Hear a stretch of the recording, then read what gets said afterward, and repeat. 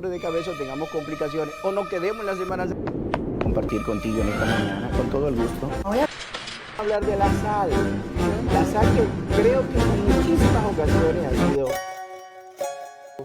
El giro te dice, el sol debe tomarse a las primeras horas de la mañana. Cita ese elemento para el otro lado está bajando la temperatura. Y además, para esa exposición que tiene el pequeñito, le endulza todo, por lo tanto, probablemente el azúcar sea peor en el tiempo que la sal. Claro.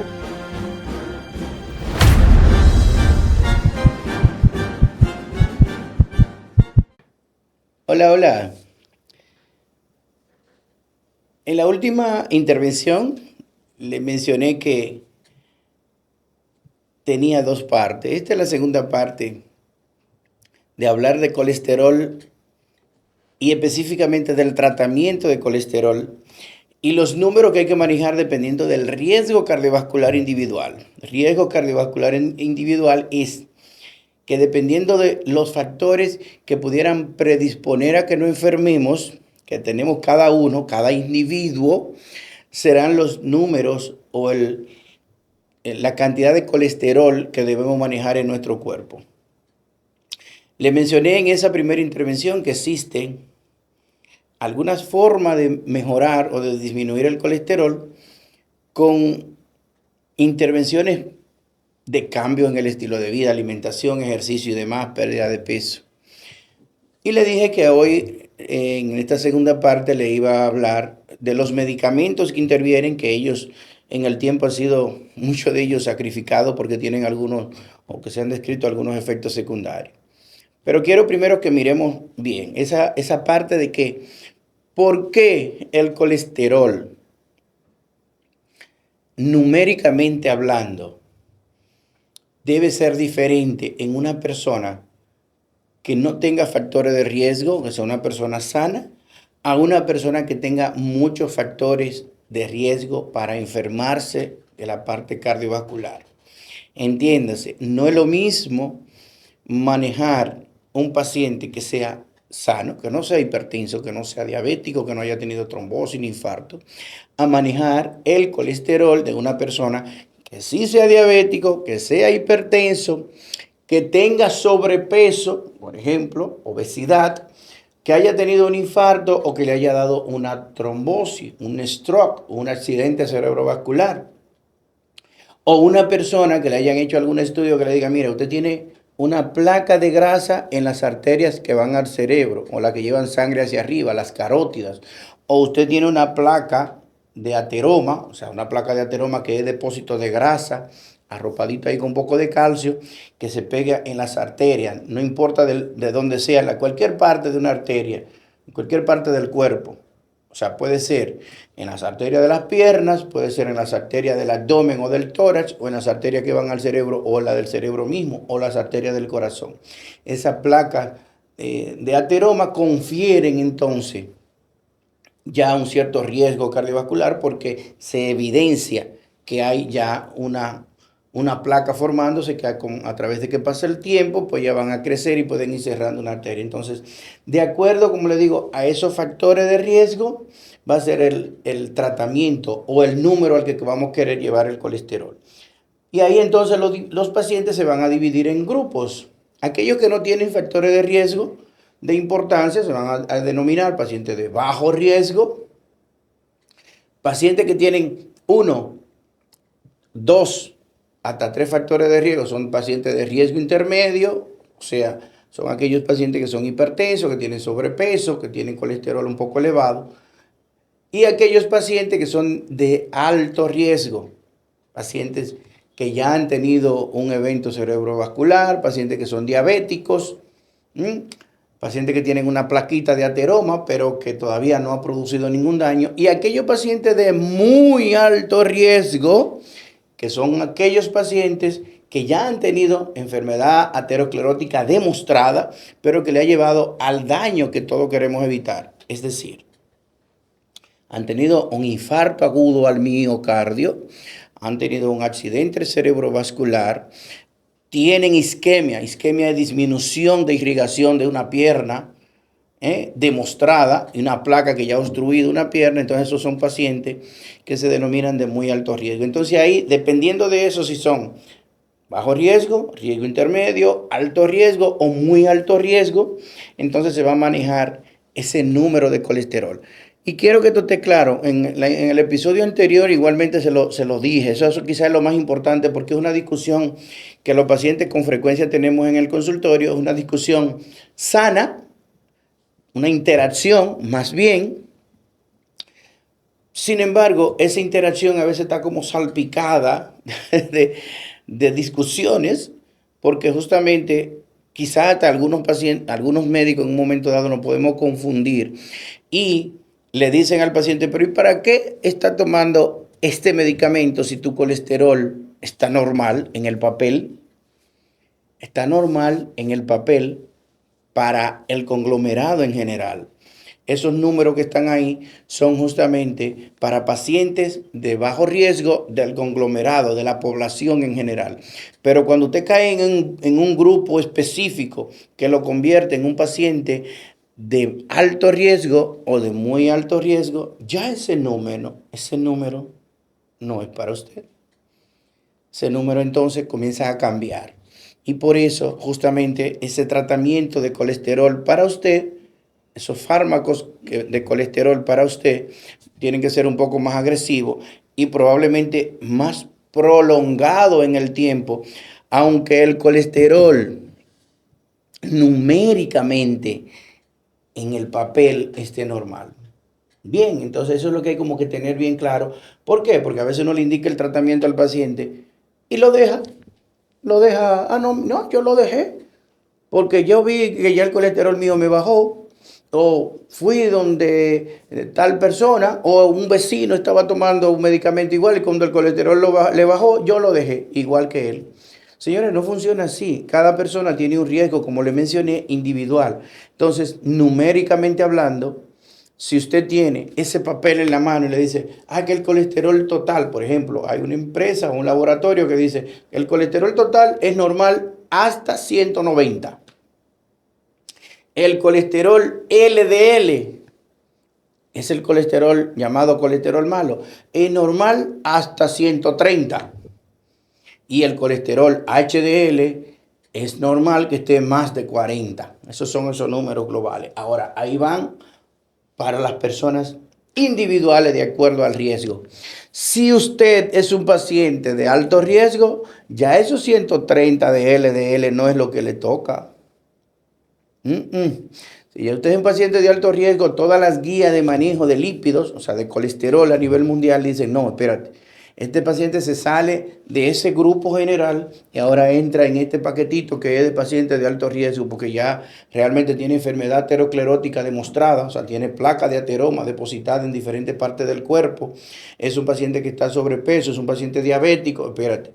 Entonces a él hay que tratarlo diferente. Eso se ha demostrado ya que si el colesterol de él, LDL, se lo dejamos que esté así en 130, se enferma más y la posibilidad de que le dé un evento coronario, un infarto o que le dé un stroke, o sea, un evento cerebrovascular, son mucho mayor. Entonces se ha determinado que esas personas entonces hay que bajarle más el colesterol.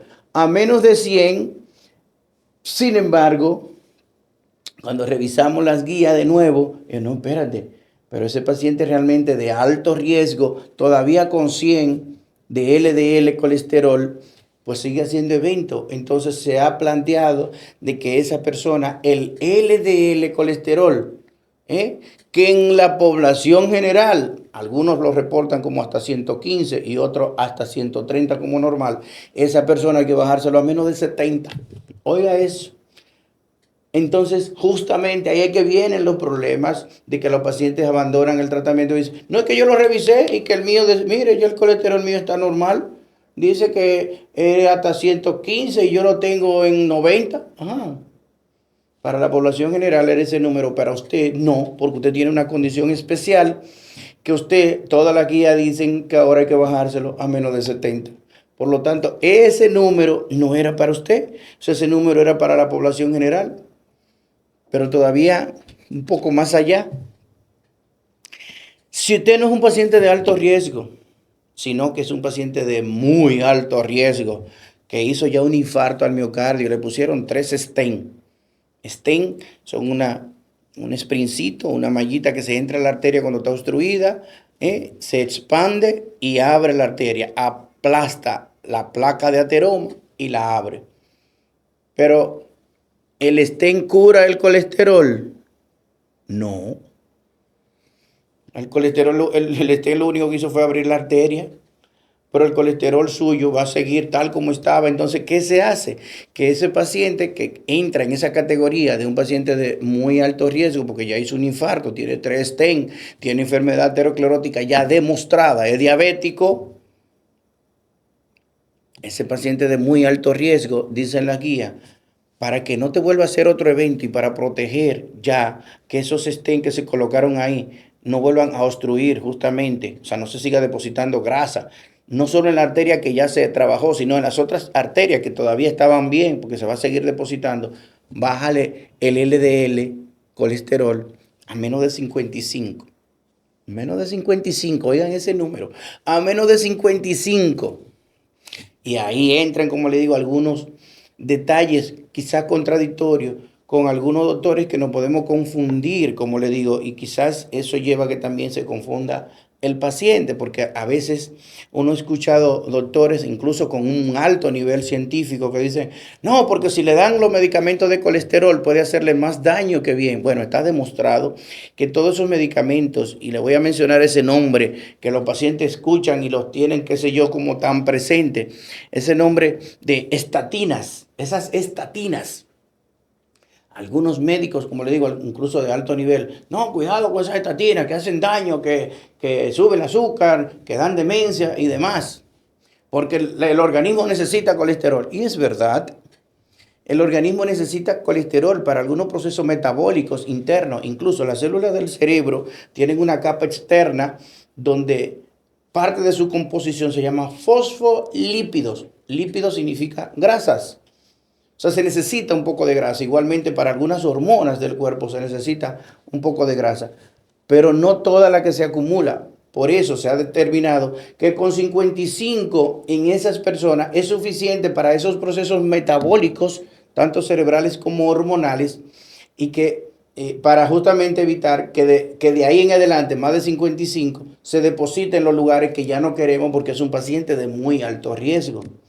Entonces, miren cómo vamos de pacientes que dicen los números de los laboratorios cuando se reportan que hasta 130 es normal. Y miren como yo le he venido diciendo ahora, que de acuerdo al riesgo cardiovascular hay que bajárselo a algunas personas de acuerdo a ese riesgo hasta 55 de LDL o menos. Entonces, no sé por qué justamente a veces se le tiene tanto miedo a esos medicamentos que en conjunto se llaman estatinas. Y existen muchísimos nombres. Hay varios comerciales, muchísimos nombres comerciales, llaman de muchísimas formas.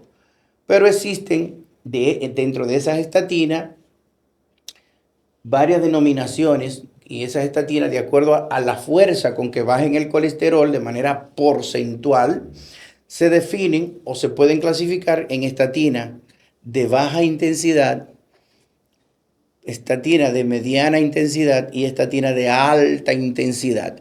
Y eso va a depender, como le digo, del poder que cada una de ellas tenga para bajar el colesterol.